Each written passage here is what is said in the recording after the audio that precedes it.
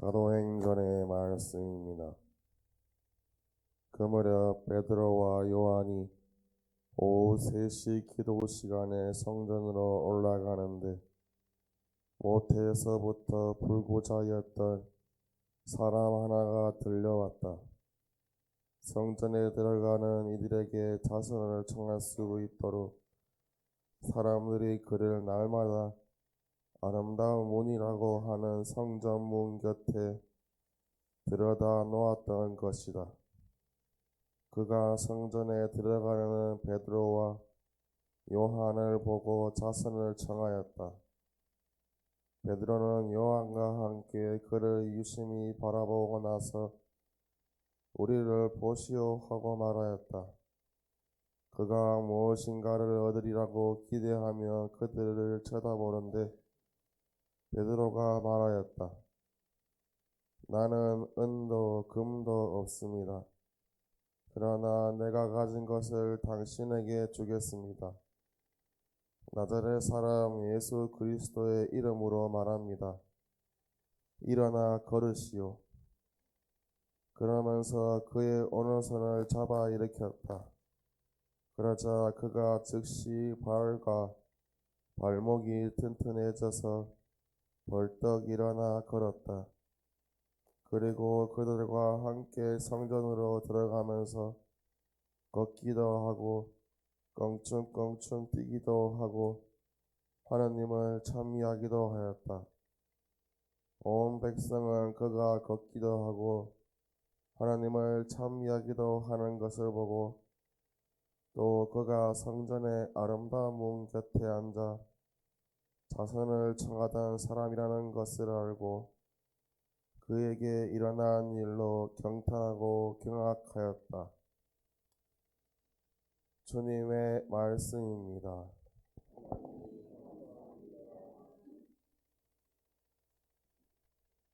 루카가 전한 거룩한 복음입니다.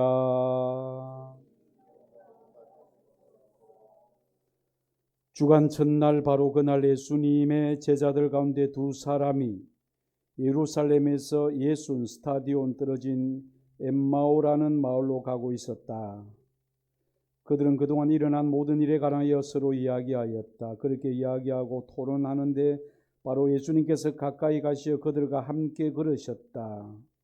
그들은 눈이 가리어 그분을 알아보지 못하였다. 예수님께서 그들에게 걸어가면서 무슨 말을 서로 주고받느냐 하고 물으시자 그들은 침통한 표정을 한 채 멈추어 섰다. 그들 가운데 한 사람 클레오파스라는 이가 예수님께 예루살렘에 머물렀으면서 이 며칠 동안 그곳에서 일어난 일을 혼자만 모른다는 말입니까? 하고 말하였다. 예수님께서 무슨 일이냐 하시자 그들이 그분께 말하였다. 나자렛 사람 예수님에 관한 일입니다. 그분은 하나님과 온 백성 앞에서 행동과 말씀에 힘이 있는 예언자셨습니다. 그런데 우리의 수석 사제들과 지도자들이 그분을 넘겨 사형 선고를 받아 십자가에 못 박히시게 하였습니다. 우리는 그분이야말로 이스라엘을 해방하실 분이라고 기대하였습니다. 그 일이 일어난 지도 벌써 사흘째가 됩니다. 그런데 우리 가운데 몇몇 여자가 우리를 깜짝 놀라게 하였습니다. 그들이 새벽에 무덤으로 갔다가 그분의 시신을 찾지 못하고 돌아와서 하는 말이 천사들이 발현까지 보았는데 그분께서 살아계시다고 천사들이 일러주더랍니다. 그래서 우리 동료 몇 사람이 무덤에 가서 보니 그 여자들이 말한 그대로였고 그분은 보지 못하였습니다. 그때 예수님께서 그들에게 이르셨다. 아, 어리석은 자들아, 예언자들이 말한 모든 것을 믿는데 마음이 어찌 이리 굼뜨냐. 그리스도는 그러한 고난을 겪고서 자기의 영광 속에 들어가야 하는 것이 아니냐. 그리고 이어서 모세와 모든 예언자로부터 시작하여 성경 전체에 걸쳐 당신에 관한 기록들을 그들에게 설명해 주셨다. 그들이 찾아가던 마을에 가까이 이르렀을 때 예수님께서는 더 멀리 가려고 하시는 듯 하였다. 그러자 그들은 저희와 함께 묵으십시오. 저녁 때가 되어가고 날도 이미 저물었습니다. 하며 그분을 붙들었다. 그래서 예수님께서는 그들과 함께 묵으시려고 그 집에 들어가셨다. 그들과 함께 식탁에 앉으셨을 때 예수님께서는 빵을 들고 찬미를 드리신 다음 그것을 떼어 그들에게 나누어 주셨다. 그러자 그들의 눈이 열려 예수님을 알아보았다. 그러나 그분께서는 그들에게서 사라지셨다. 그들은 서로 말하였다. 길에서 우리에게 말씀하실 때나 성경을 풀어 주실 때 속에서 우리 마음이 타오르지 않았던가. 그들이 곧바로 일어나 예루살렘으로 돌아가 보니 11 제자와 동료들이 모여 정녕 주님께서 되살아나시어 시몬에게 나타나셨다 하고 말하고 있었다. 그들도 길에서 겪은 일과 빵을 떼실 때 그분을 알아보게 된 일을 이야기해 주었다. 주님의 말씀입니다. 오늘은 우리 성모울타리 형제 자매 여러분, 우리 주님 예수님께서 부활하셨습니다. 할렐루야, 할렐루야, 할렐루야. 두 번 하려다가 한 번 더 했습니다. 3세번이지 않습니까? 3세번. 예. 그 보통 뭐 성시간 때 뭐 저를 부르는데 오늘 뭐 이렇게 마산교구의 유영봉 몬시뇰 신부님의 오늘 이 미사 당번인데 무슨 사정상 제가 땜빵으로 왔습니다. 땜빵. 예. 자, 우리는 지금 주님의 거룩한 부활 시기 그리고 또 부활 8부 축제 3일째인데 사실 이 부활에 대한 기쁨을 우리가 누리기 위해서는 여러분 사순시기 그리고 성주간 또 파스가 성3일 이 사순시기를 또 성주간을 열심히 여러분이 잘 살아왔는지 모르겠습니다.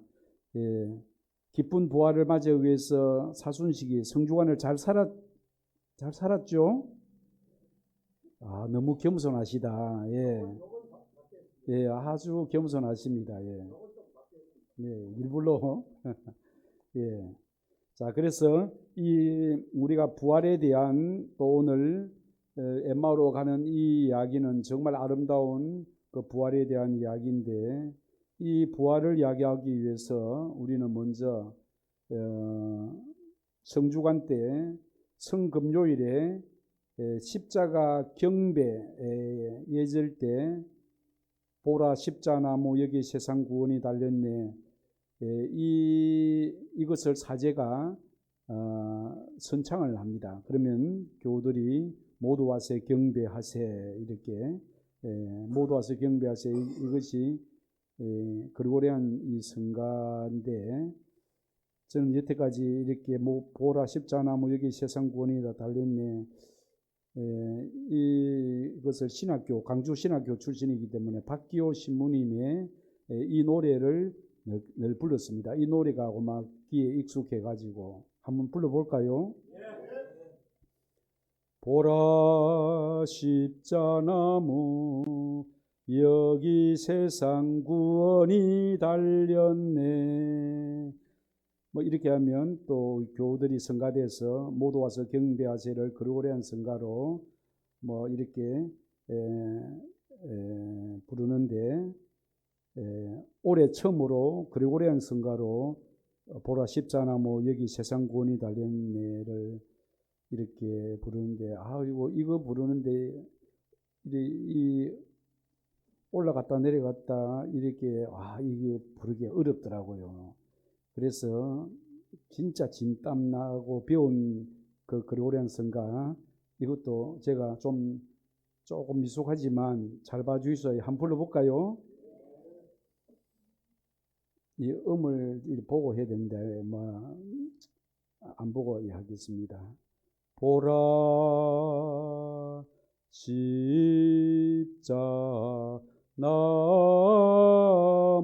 십자나무 여기 세상 구원이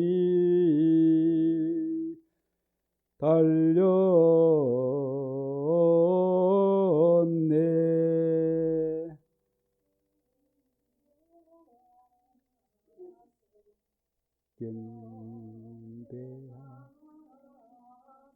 와, 박수 한번 칩시다. 와, 우리 아이고 잘하시네요. 네, 제가 이걸 여태까지 뭐 박기호 신부님 곡을 이렇게 하다가 이 그리고리안으로 이렇게 이제 했는데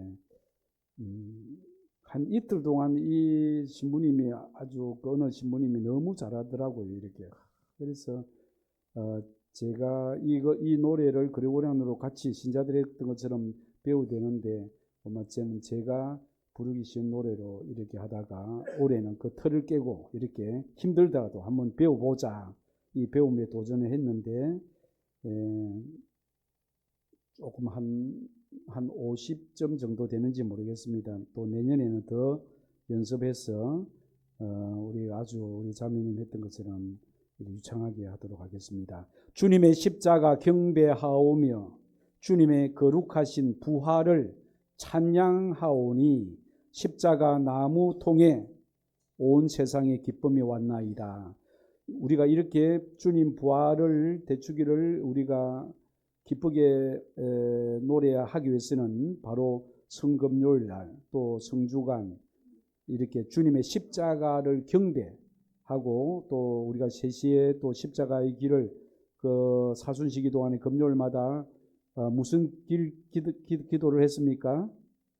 십자가의 길 기도를 하셨습니까? 하신 분도 있고 안 하신 분들도 있죠. 우리 요한 원장님은 하셨습니까? 졸면서 너무 겸손하시네요. 하기는 했네요. 이래. 그래서 주님의 십자가 경배하오며 주님의 거룩하신 부활을 찬양하오니 십자가 나무를 통해서 온 세상에 기쁨이 구원의 기쁨이 왔나이다. 자, 주님의 부활은 십자가에서 왔다는 겁니다. 어디에서 왔다고? 십자가. 우리가 부활을 이야기하기 이전에 이 십자가에 대한 이야기가 없다면 부활은 그저 어떤 마술이나 요술로서의 그 부활이 아닙니다. 죽었던 그 나자로가 다시 살아났었을 때 그건 나자로의 부활이라고 안 하고 나자로의 소생이라고 합니다. 해당장 야이로의 딸, 또 나인의 가부의 외아들, 이 성경에 보면 죽었다가 다시 살아난 외아들, 또 해당장의 딸 나자로, 또 나중에 죽었습니다.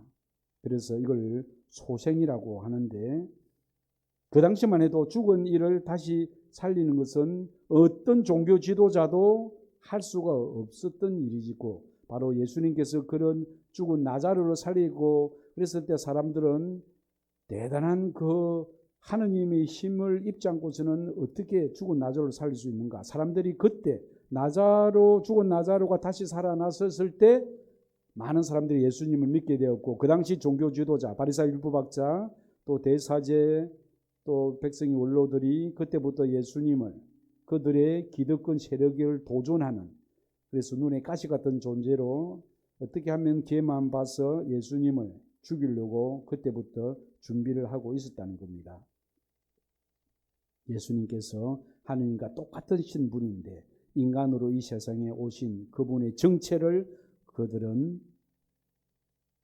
믿지 않으려고 했고 그러나 가난하고 또 어떤 세리 죄인들 그런 이 삶의 밑바닥에 있는 그런 사람들은 그렇게 어떤 용하다는 의사한테 가서 치료를 받았어도 고칠 수 없었고 온 가산을 탕진하면서까지 치료를 받았어도 고칠 수 없는 그런 병이 가졌던 사람도 마지막에 예수님 지나갔을 때 수많은 군중들 속에서 한 여인이 예수님의 옷자락에 손을 닿으면 내 이런 고질병이 12년 동안 혈루증 이 병이 치유되지 않을까, 이런 믿음으로 그분이 옷자락에 손만 닿으면 병이 나으리라는 그 믿음으로 손을 살짝 닿았을 때 예수님 그 옷에서, 예수님 몸에서 강한 100볼트, 200볼트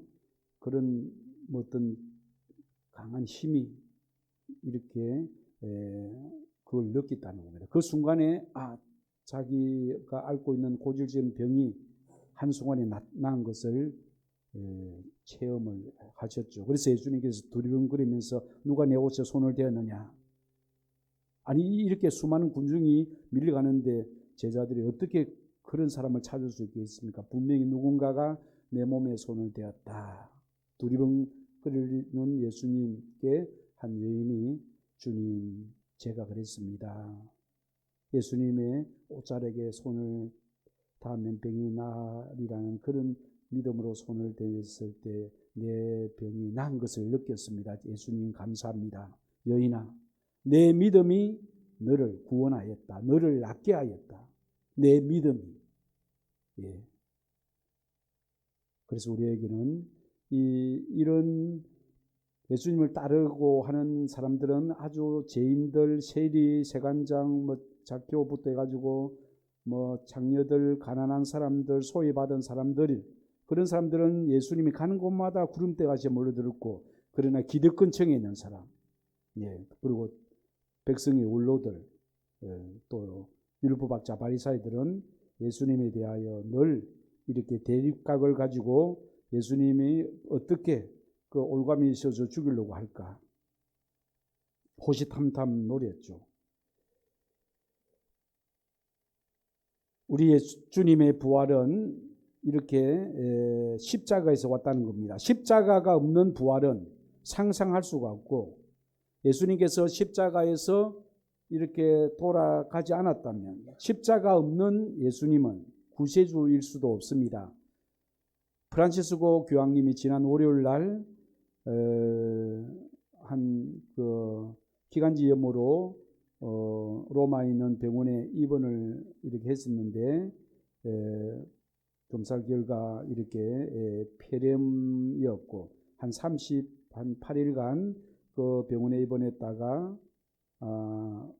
의사는 이렇게 퇴원하려고 하는 교황님에게 퇴원하면 위험합니다. 그래서 계속 병원에 머물러 오냈는데 이것을 폐렴이라고 하면 어떤 기저질환이 있고, 우리 코로나 때 기저질환, 암이나 그 어떤 중증 환자가 폐렴이 탁 왔다면 얼마 못 삽니다. 그래서 제가 교황님께서 폐렴이 왔다는 그 로마 교황청에서 이제 그때까지만 해도 교황청에서는 함구했습니다. 이렇게 교황님의 건강에 대해서 함구했는데 교황님께서는 그걸 숨길 필요가 없다. 있는 그대로 이야기를 하라고 하셨고, 그래서 당신이 여기서 폐렴이라면 얼마 못 산다는 것도 알고 계셨고, 그래서 38일간 병원에 입원했다가 퇴원을 한 지 한 달, 그 한 달이라는 그 기간 동안에 교황님께서는 그 마지막 그 부활 대축일 미사, 부활 대축일 미사 때 교황님이 친애하는 형제 자매 여러분, 행복한 부활 대축일입니다. 그리고 나서 이 강론에 대한 메시지를 대주교가 대독 낭독하겠습니다. 그래서 대주교가 교황님의 강론을 대독을 했습니다. 행복한 부활 대축일입니다. 그리고 나서 그 다음 날 순종했다는 겁니다. 교황님께서 그 한 달 기간 동안에 하신 행보, 첫 번째 외출이 어디인 줄 아세요? 외출? 그 외출은 교도소를 방문했다는 겁니다. 교도소를 방문해서 거기에 있는 형제들에게 당신이 이렇게 백마의 싸움, 고통 중에 있으면서도 그 형제들에게 회개의 영을, 회개의 은혜를 받아 이렇게 부활의 삶을, 성경에 보면 세리, 마테오, 세간장, 자키오 죄인의 대표적인 인물입니다. 부를 축적해서 로마에 세금을 바치면서 자기는 이렇게 큰 부를 누렸던 사람들로부터 손가락을 받았던 친일파처럼 매국노로 아주 인간 이하의 취급을 받았던 세리 세간장, 세리 마테오 세간장 자키오, 그가 이런 죄인이었지만 그러나 예수님을 만남으로써 마테오는 세리 마테오가 예수님의 부르심을 받아 어떻게 됐습니까? 복음사가가 되었습니다. 예수님의 말씀을 행적을 기록한 복음사가가 되었습니다.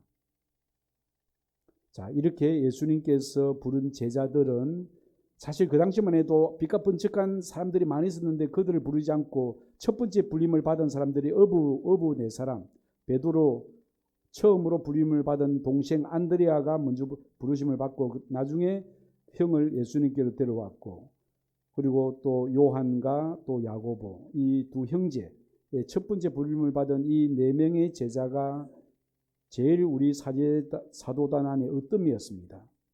그런데 예수님께서는 고기잡이 그 그물치는 그들을 보고 이제 너희들은 고기 잡는 어부가 아니라 사람을 낚는, 사람을 잡는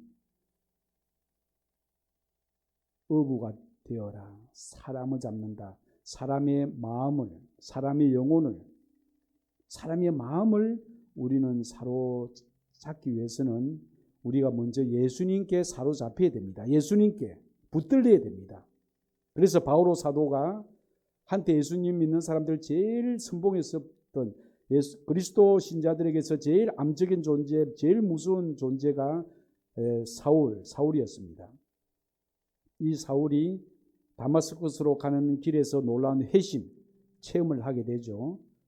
사울아 사울아, 갑자기 빛의 예수님을 보자마자 그는 눈이 멀고 말에서 떨어집니다.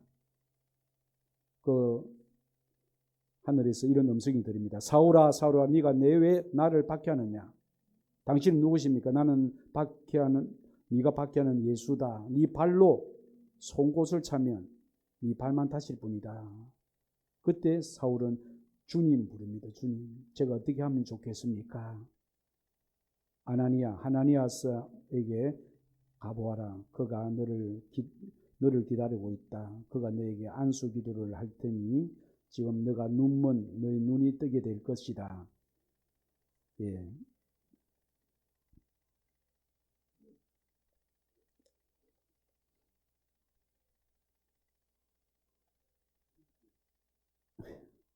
누구가 아니라 무슨 빨리 꺼야죠. 제가 어디 하는지 까먹었습니다. 자, 사울이 나중에 이제는 그 박해자였던 사울이 나중에 바오로라는 또 이름으로 예수님을 위하여 목숨을 바치는 순교자가 됩니다. 우리 가톨릭의 두 기둥 베드로와 바오로 사도. 바오로는 12사도가 아니지만 그 사도단 제자단에 포함되지 않았지만 그는 워낙 그리스도교 신자들을 박해하는 데 앞장을 섰기 때문에 그리스도교 신자들이 이 사울을 두려워했습니다. 그래서 그런 유대인들 속에 들어가지 않고 이스라엘 백성과 다른 이방민족, 이방인들의 사도로서 활약을 했습니다.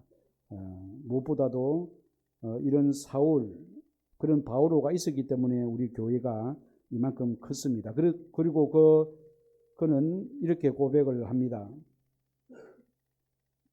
나는 예수 그리스도를 아는 지식이 너무나 존귀해서 그 세상 모든 지식을, 내가 얻었던 율법의 모든 지식, 세상 지식을 쓰레기로 여깁니다. 쓰레기로 여깁니다. 예수 그리스도를 아는 지식이 너무나 존귀해서. 그리고 나는 이제 달릴 길을 다 달려놓으라고 복음을 위하여 온 목숨을 다 바쳤다는 이 바오로 사도 제 주보 성인입니다. 그래서 저는 이 바오로 사도 이 세례명을 어느 그때 예비자 교리반 때 저는 프란치스코 성인을 하려고 했는데 수녀님이 제보고 바오로 사도를 하면 좋겠다 해가지고 제가 그때는 순명했습니다. 예비자 때 뭐 수님이 말씀에 좀 대항할 수도 없고 바오로가 좋겠다고 해서 뭐 수님이 좋겠다 하니까 바오로 누군지도 모르고 이렇게 했습니다. 예, 그래서 어찌 보면 제 성격하고도 좀 비슷하고, 예. 자, 예수님처럼 우리가 크게 용서하는 삶을 살기 위해서는 우리는 예수님의 그 십자가의 삶을 우리가 정말 터득해야 됩니다. 주님의 부활을 깨닫기 위해서는 우리 자신의 죽음, 나의 죽음을 거쳐야 됩니다. 내가 죽을 수 있어야 됩니다. 내가 이 성모의 울타리, 이 공동체 안에 살기 위해서 내가 죽어야 됩니다. 내 자존심에 대해서 죽고, 내 교만에 대해서 죽고, 내가 하고자 하는 그런 모든 그 뜻에 대해서 죽어야 됩니다. 죽는 사람은 힘이 없습니다. 자, 예수님께서 어땠습니까? 예, 성주관에 보면 주님의 종 넷째 종의 노래를 보면 사람들이 예수님을 이렇게 모질게 매질도 하고 이렇게 예수님 뺨을 때리고 수임을 뽑고 또 도살장에 걸려간 어리간 양처럼 예수님은 그 모든 것을 내맡기면서 온갖 매질과 십자가의 길을 기도할 때 온갖 매질과 모욕과 수치를 다 겪었습니다. 그런데도 그분은 단 한마디도 항변하고 대꾸하지 않았고 침묵하면서 그 모든 것을 참고 견디셨습니다. 우리 주님은 이렇듯이 참으로 겸손하신 분입니다. 그리고 예수님께서는 십자가에 돌아가시기 전에 아버지 그들은 자기가 무슨 죄를 짓고 있는지 모르니 용서하소서. 십자가상에 돌아가시기 전에 용서를 위한 기도를 바쳤다는 거예요. 용서. 미운 형제, 왼수 같은 사람, 나를 괴롭히고 힘들게 하는 사람, 나에게 모욕을 주고 무리한 그 사람, 십자가에 못 박은 그 사람을 위해서, 그 사람 구원을 위해서 우리도 이렇게 죽을 수 있을 때 우리는 부활을 체험할 것입니다. 이러한 깨달음, 이러한 십자가 사랑에 대한 체험이 없다면 부활은 2000년 전의 이야기로 오늘에 나오는 아무리 상관없는 그저 전례상에 수없이 많은 전례상의 사순시기와 부활시기, 전례상의 껍데기로 내 마음에 움직임이 없는 하나의 전설이나 신화로 남게 될 것입니다. 부활은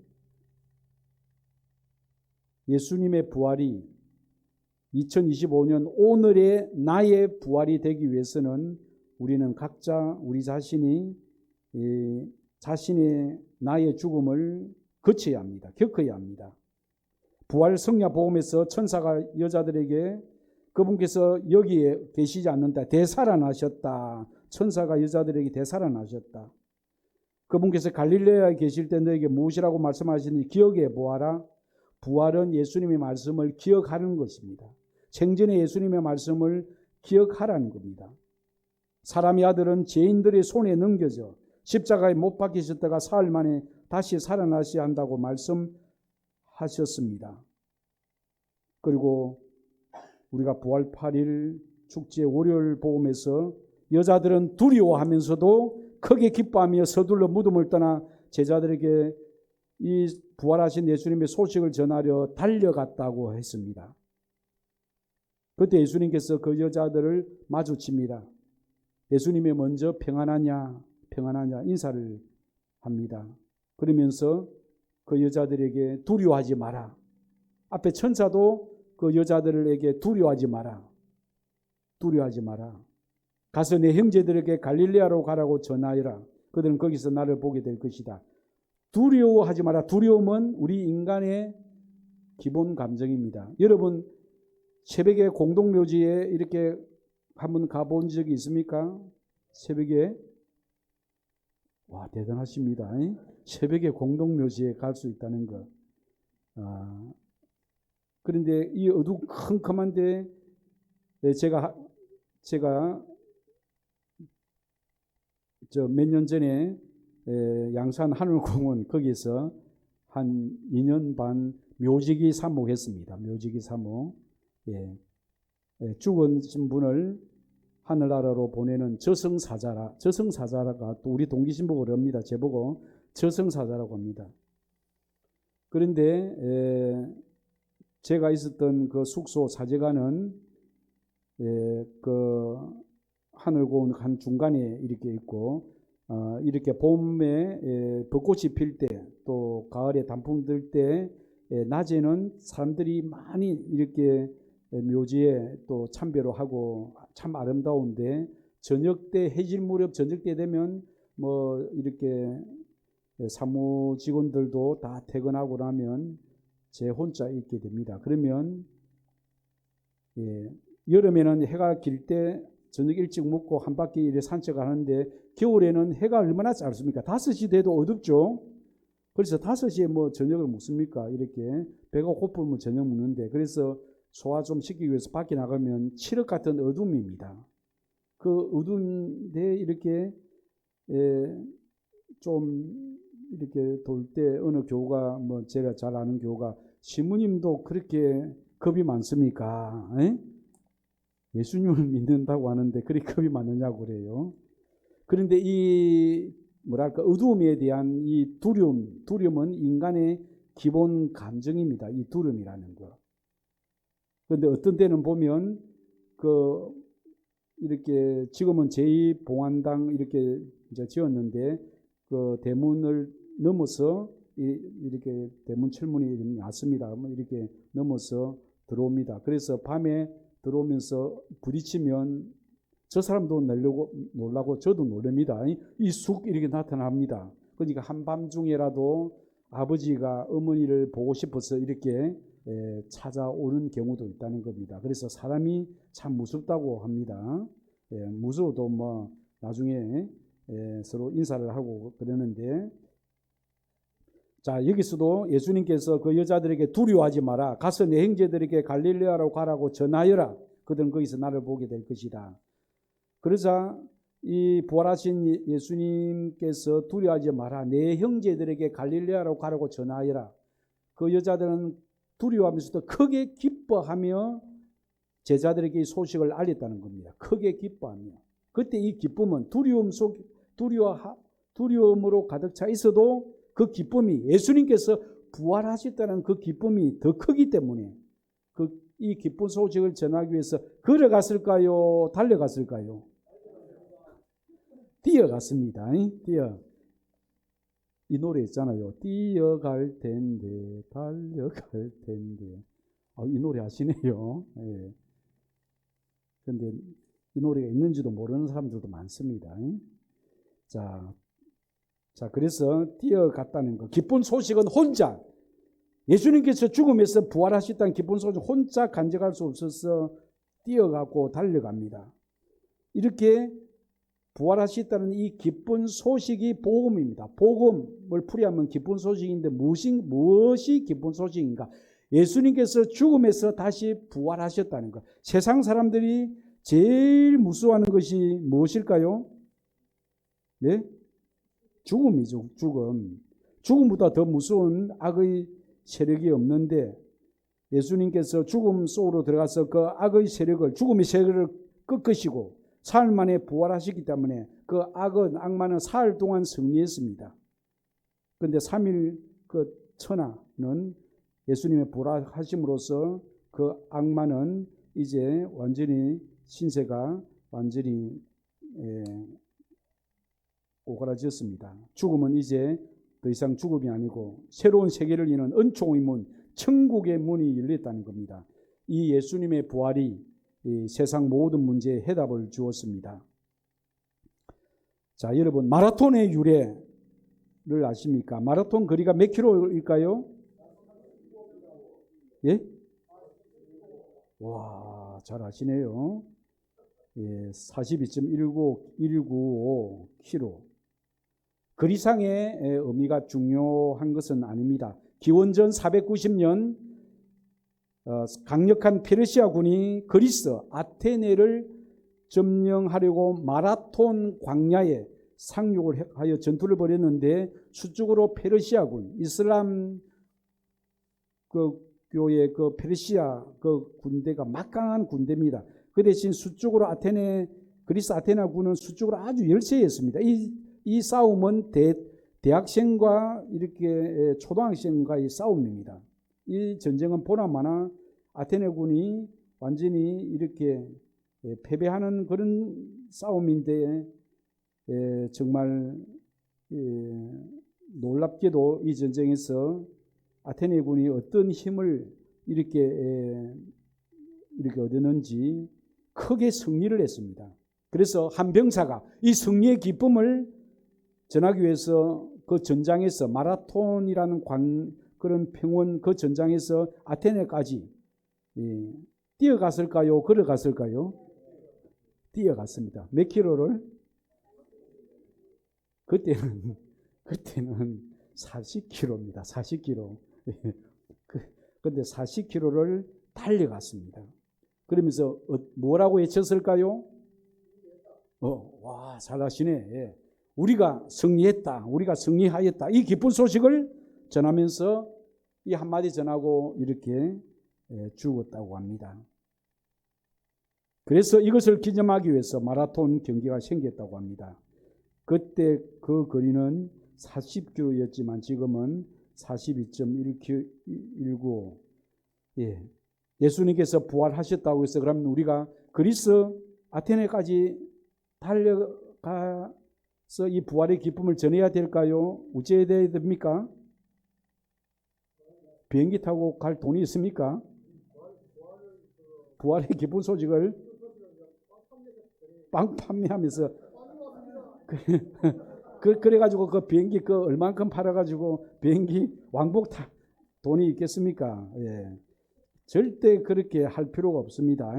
자, 우리가 이 부활의 기쁨은 어디에 누구에 전해야 되느냐? 우리들의 삶의 자리, 가장 가까운 우리 가족이나 형제나 친지나 지인들에게, 또 우리 주위에 아프고 병든 우리 이웃에게 부활하신 예수님의 사랑을 전하면 된다는 것입니다. 저 42km 저 아테네까지 마라톤이라는 그 광야 평야까지 갈 필요가 없다는 겁니다. 그런데 우리가 우리 이웃에게 예수님의 그 부활하신 예수님의 사랑을 전하기가 쉬울까요? 어려울까요? 결코 쉽지가 않습니다. 왜 어려울까요? 아시는 분? 내 안에서 부활하신 예수님이 함께 하고 있다는 강한 부활하신 예수님의 힘, 부활하신 예수님의 은총이, 그 믿음이, 부활하신 예수님에 대한 믿음이 내 안에 가득 이렇게 쌓여 있어야만이 지금 아프고 병든 우리 가족, 친척, 이웃, 친구, 동료가 지금 암에 걸리는데, 말기 암에 걸리는데 오늘 내일 하는데, 그러면 그 병원에 가서 친구야 우리는 언젠가는 죽기에 마련이다. 한번 태어나면 생자 필멸이라 반드시 죽게 마련인데, 그런데 우리는 죽음으로써 끝이 아니고 죽음 뒤에 심판이 있고 천국 지옥이 있다. 사마리 교리, 죽음 뒤에 심판이 있고 천국 지옥이 있다. 친구야, 우리 한국의 초대 신부가 누구인지 아느냐? 1866년 백인 박해 때, 대웅건 그 박해 때 김대근 안드레아 신부님이 한국의 초대 신부님인데, 세남터 한강 그 세남터에서 순교하기 전에 교우들에게 마지막 이런 유언의 말씀을 남겼다. 교우 여러분, 천주교 신앙 때문에, 하나님을 믿는다는 이 믿음 때문에 온갖 박해가 오고 고문, 주리를 털고 온갖 매질을, 그리고 마지막에 사형까지 이렇게 단두대에 칼로 목을 베이는 이런 형벌을, 죽음을 당하더라도 참고 잘 견뎌내십시오. 고문을, 그런 형벌을 잘 참고 견뎌내십시오. 그러면서 교우 여러분, 우리 천국에서 만납시다. 어디에서 만나자고? 우리 인생의 마지막 목적지가 어디일까요? 하느님 나라 천국입니다. 그런데 우리 사랑하는 친구들이 그렇게 말기암으로 지금 오늘내일 하는데 네가 죽든지 마든지 나는 건강하다. 내 한 몸만 건강하면 땡이다가 아닙니다. 우리 가족 부모가 하느님을 모르고 있다면 그걸 모르고 있는 오빠, 모르고 있는 올케 언니, 하느님을 모르고 있는 내 친구, 동생, 지인들 그들을 외면하고 내 혼자만 열심히 묵주기도하고 미사 참여해서 혼자 천국 갈 수 있을까요? 천국은 개인 입장 불가입니다. 예, 천국은 뭐 불가라고요? 개인 입장 불가고 단체 입장 가능합니다. 예, 둘이나 셋이 부부가 함께 부모와 형제와 가족이 함께 가야 합니다. 공동체가 성모의 울타리 이 공동체에서 먹고 자고 함께 생활했던 여러분들은 우리의 하요한 요한 원장님 진짜 오래오래 이렇게 만났고 제가 신학교 갈 때부터 가기 전부터입니까? 가기 전 제가 지금 30년 사제 서품 30년인데 30년 이렇게 서품 30년이니까 신학생 때까지는 36년입니다. 36년. 예, 36년. 이렇게 거기서부터 만나 가지고 우리 하이전 터미널가에 가면 오징어 땅콩 팔고 그랬잖아요. 그리고 프란치스코 우리 수사님도 내 친구 프란치스코 수사님도 우리 요한 원장 밑에 시다바리 해가지고 그랬다 해가지고 혹시 수사님 한번 오셨어요? 여기 많이 오셨나? 한번 왔어요. 그 프란치스코 수사님도 이렇게 같이 일하면서 이렇게 하면서 결국은 자기는 내 성소는 여기 있는 것보다 수도원에 가야 되겠다고 한번 수도원 또 놓았다가 또 다른 수도원에 갔습니다. 이렇게 그래서 참 이렇게 하느님 안에서 우리가 살다 보니까 정말 주님께서 죽음에서 다시 부활하셨다는 것, 이 믿음이 이 강한 믿음이 있어야 우리가 친구가 아까 오늘 내일 암으로 돌아가 이제 주님이 부르시면 갈 그런 친구에게 정말 죽고 난 다음에는 하나님 나라가 있고 천국이 있고 지옥이 있다. 내가 너를 너무나 사랑하기 때문에 나는 너를 위해서 기도를 한다.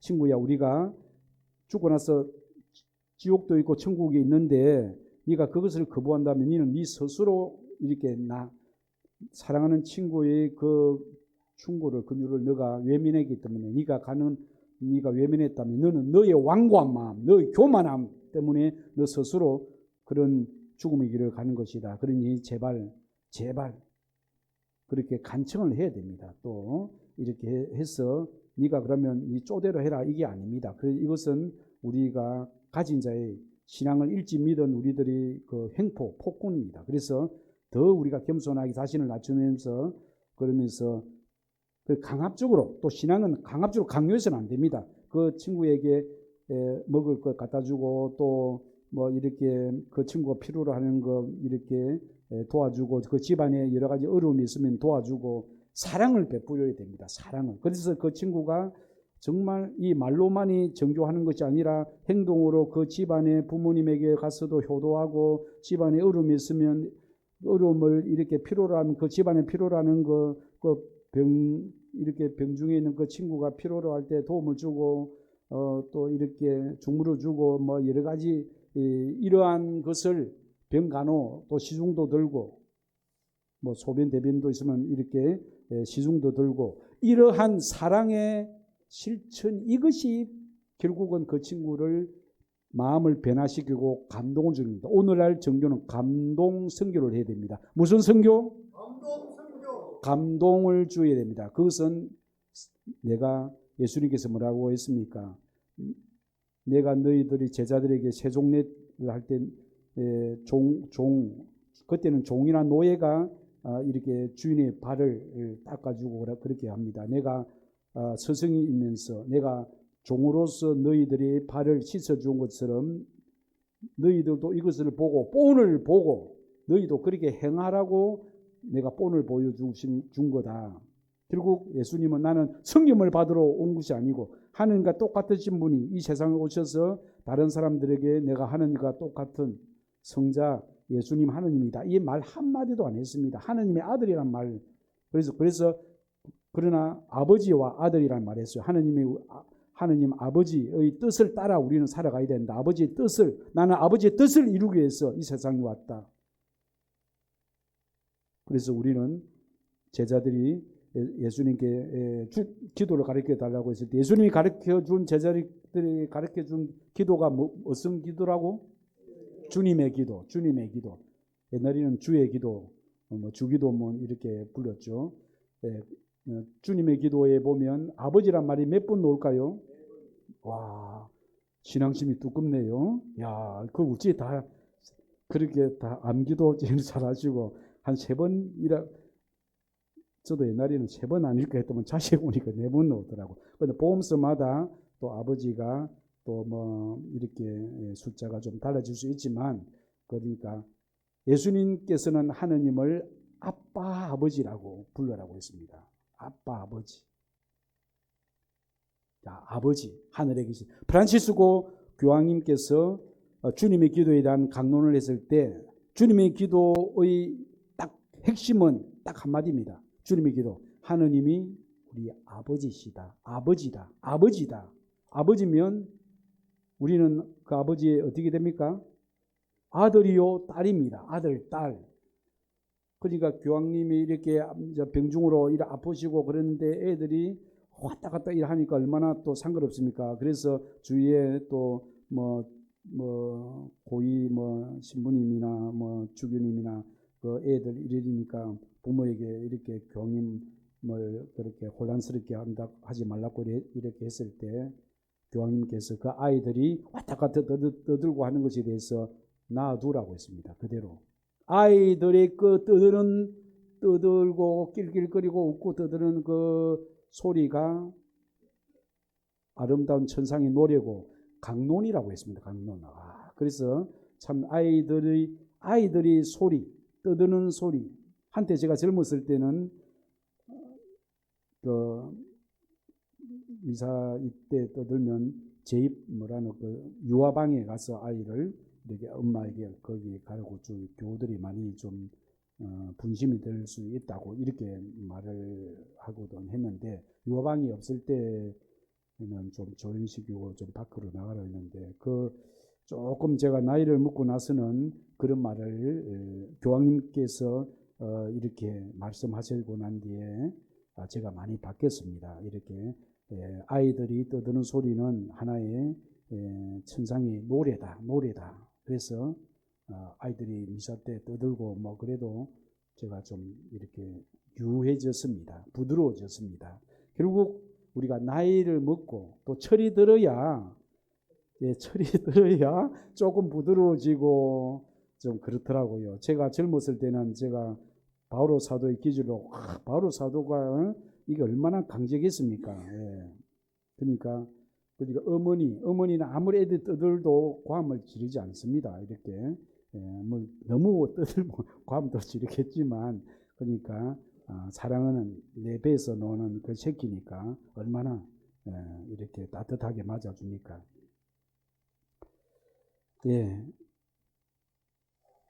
부활하신 예수님을 먼저 내 안에 모시고 살면 아무리 힘든 일이 있어도, 누가 나에게 짜증나는 말을 해도, 어떤 사람이 제가 무한공소 밀양성당에 제가 있는데 무한공소가 있고 얼음골 송배공소가 있습니다. 그 송배공소 주일 미사 가고, 또 제가 지금 그 무한공소 어떤 회장이 그날 부활 대주기를 1년에 한 번, 2번 성탄 부활이면 밀양성당에 와서 대주기 미사하고 공동체 식사를 하는데, 그때 회장님이 무한공소 회장님 오지 않았어요. 그래서 나중에 그 부인 자매님한테 이야기 들어보니까 하우스 농장을 하는데 스마트팜 농장을 합니다. 근데 그 기계가 고장이 났어요. 그러니까 자동적으로 30분마다 아니면 1시간마다 그 가지 가지가 아니고 호박입니다. 호박. 가지가 아니고 호박. 호박 그 하우스 농장을 하는데 한 30분마다 아니면 1시간마다 물을 줘야 되는데 기계가 고장 나니까 지금 제때 줘야 되는데 안 그러면 이 농작물이 자라는데 많이 좀 애로사항이 있습니다. 그래서 어떤 때는 그 뭐 호박이 주름이 살이 많이 지거나 또 요만한 규격인데 이만큼 길어지고 이렇게 하면 상품 가치가 안 됩니다. 요만한 딱 규격이 돼야 됩니다. 그래서 우리 그 마리아 씨에게 농장 때문에 못 간다고 좀 시모님에게 전해라고 그렇게 하더라고요. 그러면서 30분마다 이제 수동으로 물조르기를 가지고 물을 주고 왔다 갔다 이렇게 했으니까 하루 온종일 이렇게 하면서 부활 대축일 미사를 참여하지 못해서 시모님 제가 마음이 주일날 굉장히 산란했습니다. 마음이 산란했다고 해요. 그래서 제가 이렇게 말했습니다. 회장님이 이렇게 만일에 그걸 놔두고 미사 참여했다면 미사 참여하면서도 이 제때 30분마다 또는 1시간마다 물을 줘야 되는데 30분마다 물을 주지 않았다면 어떻게 되겠냐고 마음이 굉장히 불안했을 거라고. 지금 그 자리에 미사 참여하지 못해서도 내가 게을러서 미사 참여를 하지 않는 것이 아니지 않습니까? 지금 그 여기 회장님의 삶의 자리가 주님께서 부활하신 주님께서 회장님과 함께 하고 있다는 마음을 가지시라고. 그 회장님이 제게 일찍 이야기했다면 그래서 뭐 그때 부활 때 주기를 하고 식사 다 마치고 한 서너 시나 돼서 회장님이 전화가 왔는데 시모님이 이런 이야기를 내가 들으니까 이제 제가 마음이 산란했던 마음이 불안했던 마음이 가셨다고. 부활하신 주님이 지금 여기에 내 삶의 자리에 내가 지금 이 호박에게 이 물을 줘야 되는데 호박이 아니고 뭐라고 했나? 예? 호박 가지다 가지. 가지를 호박이라고 했다. 오이는 아니고요. 가지 농사입니다. 가지 농사. 가지가 요만한 크기가 규격이 있습니다. 호박은 절대 내가 왜 호박을 했는지 모르겠네. 그래서 제가 이 농사 이런데 참 서툽니다. 그래서 뭐 회장님이 도와달라 하면 난 잘 모르고 뭐 노가다 같은 일은 무조건 뭐 읽거나 하는데 그런 디테일하는 거는 잘 모르죠. 그래서 회장님께서 부활하신 예수님께서 지금 나와 함께 있다고 생각을 했으면 그렇게 두려움이나 걱정, 근심이나 불안이나 살아난 마음이 없을 겁니다. 항상 우리가 언제 어느 때라도 불안한 마음, 살아난 마음을 벗어날 수 있는 것은 지금 주님께서 나와 함께 있다는 것. 시모님의 이 말씀에서 내가 큰 위로를 얻었다고 합니다. 자, 항상 우리가 살아가면서 항상 예수님의 날마다 뭐 어젯밤에 매일매일 뭐 주님의 계시, 천사의 계시를 받아가지고 그렇게 사는 사람이 있을까요, 없을까요? 우리 요한 원장님은 매일매일 천사의 계시를 받아가지고 그리 삽니까? 좀 조용히 하겠어. 예. 그 이상한 소리 이렇게 하는 게 아닙니다. 부활하신 예수님을 내 마음에 모시고 살면 누가 나에게 짜증나는 말을 해도 하는 일이 잘 안 풀려도 나에게 수치와 모욕을 주고 무리한 은행을 해도 예수님께서 죽음에서 부활하셨다는 이 말씀 그리고 저 자매 안에 저 사람 안에 저 형제 안에 예수님이 계신다는 것 언젠간 그 예수님의 사랑받는 제자가 물리를 걸어오시는 예수님을 보고 저분이 예수님이다. 저분이 메시아다. 저분이 그리스도다. 저 사람 안에 예수님이 계신다.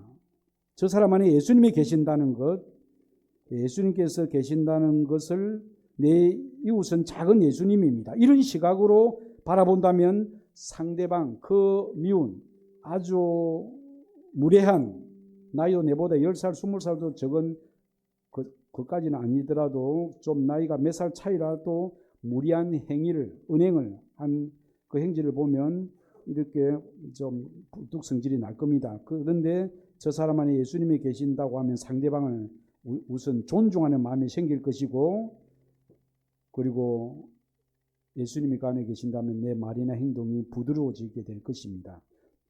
그래서 주님 나에게 아픔을 주는 저 왼수 같은 저 형제, 그 형제가 오늘 죽는다면, 구원받지 못하고 죽는다면 얼마나 불쌍한 영혼일까. 그러니까 그 영혼에 대한 불쌍한 마음이 일어날 때는 더 이상 이제 미운 마음, 이런 것이 사라진다는 것입니다.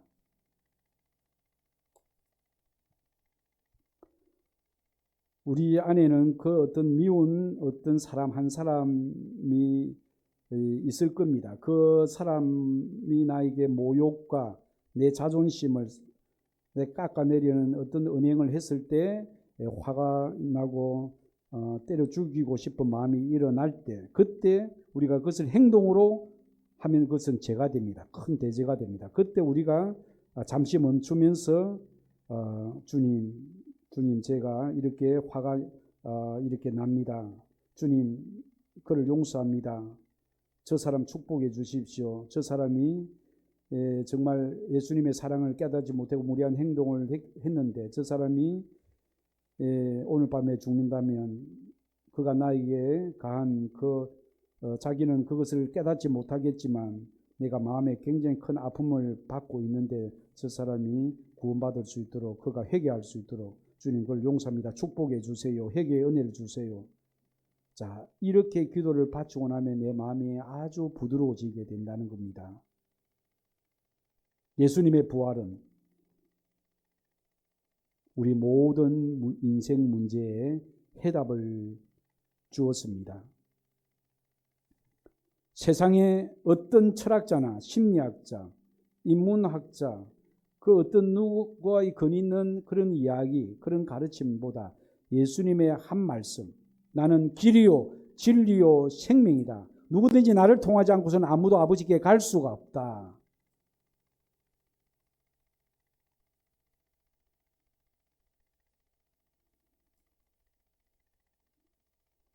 그런데 참된 진리이신 예수님을 두고 나는 부활이요 생명이다. 이 세상에 그 어떤 누구도, 불교의 창시자 석가모니도, 이슬람교 창시자 마호멧도, 공자, 맹자, 노자, 장자, 어느 종교 창시자도 죽음에서 다시 살아나지 못했지만 오직 예수님만이 죽음에서 다시 살아났다는 것은 인간으로서는 죽음에서 살아날 수 없습니다. 다시 말해서 예수님은 하느님이시고 주님이십니다. 그런데 우리 일부 신자들 중에서 또 사제가, 사복을 입은 사제가, 또 수도자가 절에 템플 스테이 하러 절에 가서 맹상하다가 졸음이 오면 그 스님이 어떻게 합니까? 죽비로 어떻게 합니까? 죽비로 주 때리시죠. 한 대, 두 대 맞았다는 이야기를 듣고, 그렇게 그 사제가 사복을 입었다 해도 나중에 입었어도 나중에 모여가지고 그룹 대화를 하면 결국 자기 자신의 신분을, 제가 어느 성당 신부입니다. 또 수도자입니다. 이렇게 자신의 신분을 이야기한다는 겁니다. 자, 우리 그리스도교의 중요한 예수님의 가르침을 두고 여기저기 기웃기웃거리는 다는 것은 내가 믿고 있는 참 종교 그리스도교 예수님의 가르침을 아직도 깨닫는데 성이 차지 않았는가 봅니다. 예수님의 가르침이 얼마나 심오한 가르침인데 참으로 불쌍한 그런 사람들도 많습니다. 예수님이 이 사실을 알면 얼마나 마음 아플까요? 절에 가서 이렇게 수영을 하는데, 템플 스테이 수영하는데 거기 공짜입니까? 공짜로 갈까요? 돈을 주고 수강료를 주고 갑니다. 그 돈을 가지고 이 성모의 울타리에 좀 도와주거나 아프리카에 또 도와주면 얼마나 큰 이렇게 그 도움이 되겠습니까? 나는 길이요 진리요 생명이다. 세상에 내가 길이다. 아르세 요한 마리아 비안네 신부님이 첫 본당으로 아르스라는 시골 마을, 한 200명 되는 시골 마을을 이렇게 가는 그 길을 그 동네 그 근처에서 한 소년에게 꼬마에게 물었습니다. 얘야, 너가 알아서 성당을 가르쳐 주면 내가 너에게 하늘나라 가는 길을 가르쳐 줄게. 그때 한 소년이 신부님 제 따라오십시오. 이렇게 알아서 성당하는 길을 가르쳐 주었습니다. 나는 길이다. 자, 우리가 길을 모르면 내비게이션, 오늘날 내비게이션이 있고, 내비게이션이 없었을 때는 어떻게 찾아갔을까요? 물어. 도로 이정표. 그런데 이제 도로 이정표 보고 물어보고 또 가는데, 그때는 또 뭐 있나? 지도가 있습니다. 지도.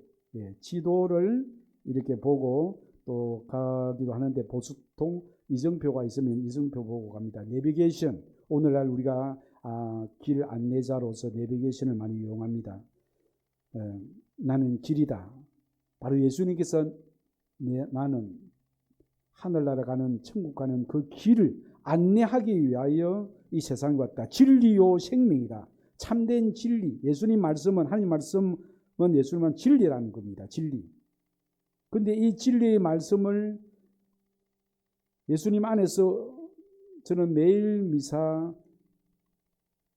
그 앞에 또 사제 서품 그 앞에도 뭐 강론할 때 또 했던 강론이 있지만, 매번 또 새롭게 또 하다 보니까 또 그날의 독서와 복음 말씀이 매번 다르게 와 닿습니다. 또 시간이 나면 또 내일에 대한 강론 말씀, 어제 저한테 우리 원장님이 여기 와 주시면 좋겠다 해서 이거 어제 저녁부터 해가지고 새벽에 아침에 한다고 준비한다고 제가 허블나게 바빴습니다. 예.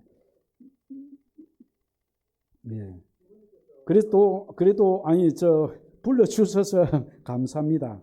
예, 제가 뭐 솔직히 말주변은 없습니다만은, 그러나 바오로 사도가 나에게 예수 그리스도가 생애의 전부입니다.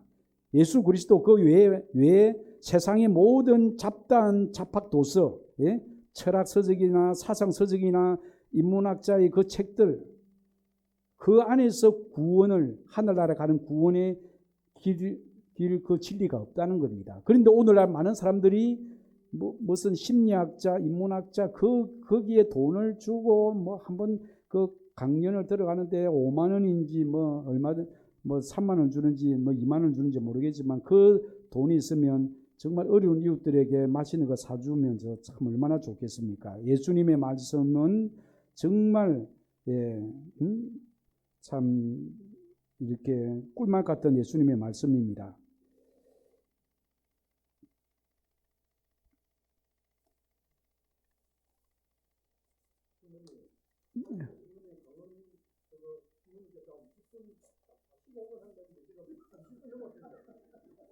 그러면 여기서 마칠까요? 나는 그래서 몇 분까지 하는지 그건 몰라가지고 이 준비를 하다가 내보고 40분을 처음에 하라고 하더만은 40분 만에 내가 놀래가지고, 그래서 내가 40분 지금 헤매고 있습니다. 그러면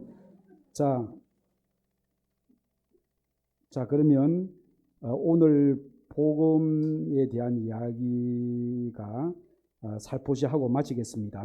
오늘 복음에 부활하신 예수님께서 엠마오로 가는 제자에게 나타난 이 이야기인데, 부활하신 예수님을 알아보는 방법을 알게 해주는 귀중한 복음입니다. 첫 번째, 성경 말씀을 잘 알아야 된다는 것입니다.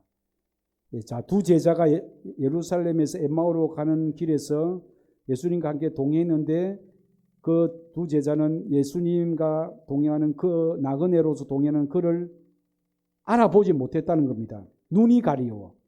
왜 눈이 가리워 알아보지 못했을까요? 우리 요한 원장님 어디로 사라졌습니까?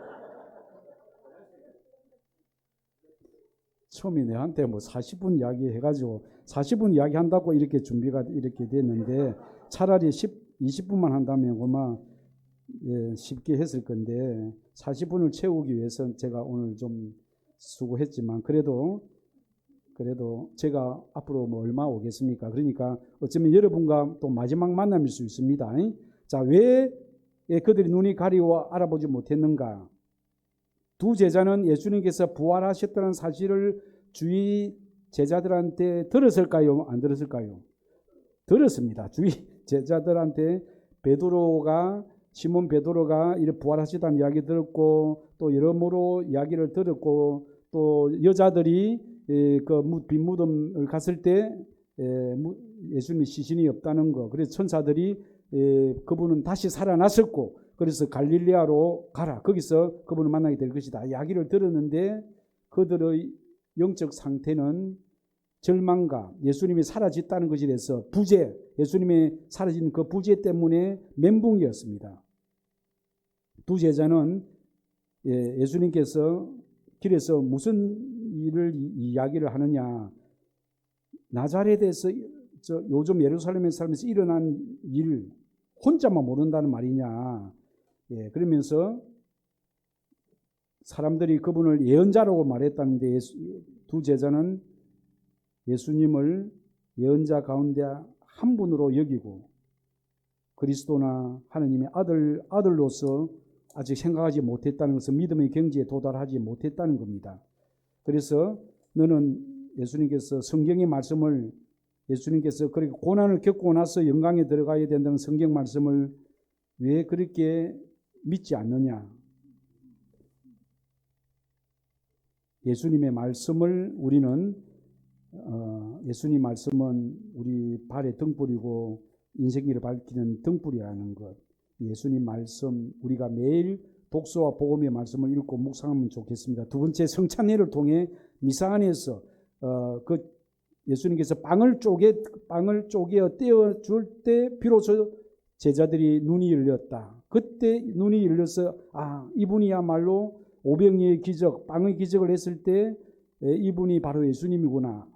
그 순간에 예수님은 호련히 사라졌다는 겁니다.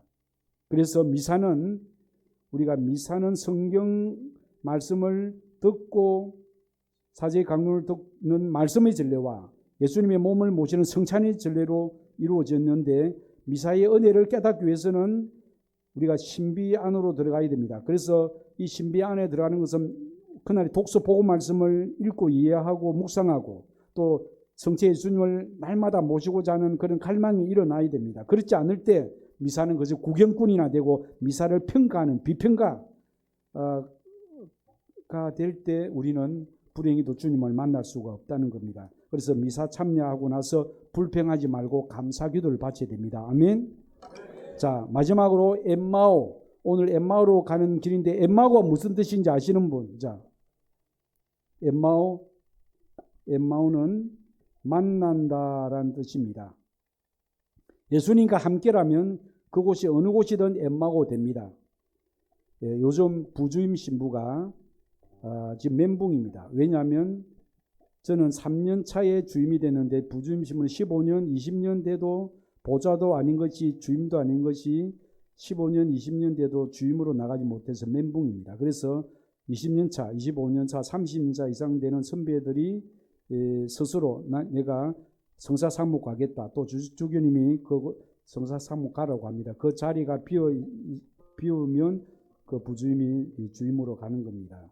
그래서 본당 신부로 있든지 부주임 신부나 성사사목으로 있든지 내가 건강하든지 또 아프든지 부자로 살든지 지금 좀 어렵고 가난하게 살든지 예수님과 함께 하고 있다면, 예수님을 만나서 예수님과 함께 살고 있다면 지금 이 자리가, 삶의 자리가 엠마오, 예수님을 만나는 자리입니다. 그러나 예수님과 함께 하고 있지 않는다면 삐까번쩍한 주택에서 산다고 해도 그곳은 엠마오가 아닙니다.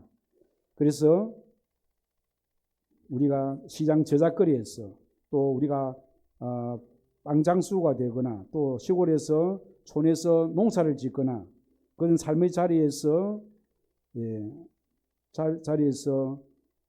귀한 내 빵을 나눌 때, 또 내 삶을 나눌 때, 가장 귀한 것을 이웃과 함께 나눌 때, 또 돈을 움켜쥐면 돈이 어떻게 될까요? 돈을 움켜쥐고 산다면, 움켜쥐고 모으고만 산다면 돈은 똥이 됩니다. 그러나 돈을 흩어버리면, 가난한 이웃과 나누고 흩어버리면 그 돈이 거름이 됩니다. 얼마 전에 교우로부터 우리 오늘날 어른이 없는 세상이라고 하는데 진주에 한약방을 하는 김장하라는 선생님이 계십니다. 한 42년 김장하 그 선생이 어떤 판사를 이렇게 키웠는데 그 판사가 나중에 재판관이 되었습니다. 헌법재판관이 된 문형배 그 재판관이 이렇게 말했습니다. 오늘날 나를 판사고 또 헌법재판관을 키우신 유일한 내 정신적인 선생님은 김장하 한약방 하는 이분입니다. 그렇게 자기 소개를 했어요. 그런데 그분은 그 TV 뭐 PD나 기자들이 인터뷰를 절대 거부했습니다. 내가 돈을 줬을 때는 어떤 누구에게 보답을 조건을 장학금을 줘서도 어떤 조건을 하나도 주지 않았습니다. 그래서 주었으면 그만이다. 어떤 조건도 달지 않았습니다. 주고 잊으라는 겁니다.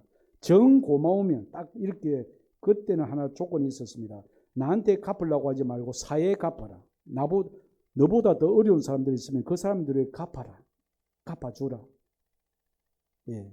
오늘날 이 시대에 어른이 없다고 할 때 그 어른 김장하 헌법재판관 문형배 그 재판관을 오늘날 이렇게 이제 이 정년퇴직하고 있게 했던 그분.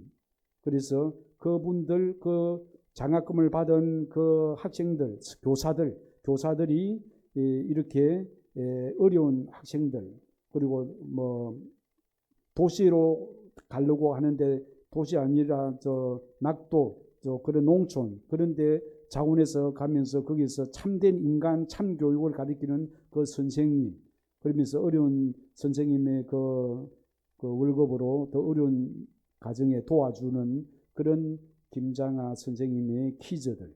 예. 이 세상에 어른이 없다. 이 세상에 어른은 우리가 예수님을 사랑하고 예수님의 말씀 따라 오른손이 한 일을 왼손이 모르게 돈을 모으면 이게 똥이 되지만 돈을 흩어버리면 어려운 사람들을 위해서 도와주면 이것이 걸음이 된다. 주고 잊어라. 예. 조건을 달지 말고 그저 베풀어라. 그럴 때 우리의 눈이 열려서 부활하신 예수님을 만납니다. 매일이 엠마오입니다. 엠마오 만난다. 어떤 사건 안에서 어떤 사람 안에서 매일이 부활하는 삶이고 1년 365일이 엠마오입니다. 여러분의 부활을 진심으로 축하합니다. 아멘. 성모 울타리 1회 우리 밀빵 보고 계십니다. 이 빵이 참 빵 잘 만들어요. 참 진짜 고소하고 맛있어요. 근데 우리 여기 빵은 내가 먹으면 아무 탈이 없어요. 그래서 좋은 줄 알아요. 여러분들 이 빵 한번 구입해서 드셔보세요. 그러면 아주 건강한 빵. 아이들 요즘 너무 방부제 많이 들어간 빵들 먹으면요, 그게 이제 황동 호르몬하고 연결돼갖고 애도 못 낳는 거예요. 그 중고등학교 때 다 망치는 거예요. 이렇게 건강한 빵, 귀양 먹을 거, 우리 진짜 맛있다. 여러분들 1회 우리밀 전화번호 밑으로 나갈 겁니다. 전화하셔갖고 택배 주문하시면은, 그리고 이거는 받자마자 바로 드셔야 돼요. 왜냐면 한 2, 3일 지나고 나면 바로 곰팡이 나요. 냉장고에 넣으면 또 한 2, 3일은 또 되더라고요. 냉동실에.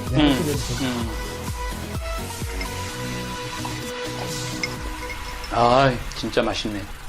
여러분들 양산 성모 울타리 1회 우리밀 하느님께서 마련해 주신다, 그런 뜻이죠? 예. 하느님께서 마련해 주신다 그래서 1회 우리밀 빵 많이 애용해 주시기 바랍니다. 맛 좋고 믿음 가는 순수 우리 밀빵 찐